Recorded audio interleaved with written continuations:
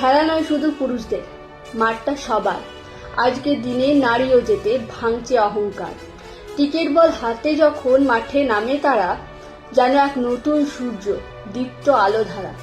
Bat আর বলের সাথে সখ্যতা নিবিড়, পিচের বুকে সাহস ভরে গড়ে নেয় ভিড়। ডাইভ, ক্যাচ, রান আউটে চোখ ধাঁধানো খেলা, প্রতিটা মুহূর্তে জেতার জন্য করে যে মেলা। বোলিংয়ের গতিতে ভয়, বাউন্সারের ত্রাস, ব্যাটের গায়ে বাউন্ডারি করে ইতিহাস।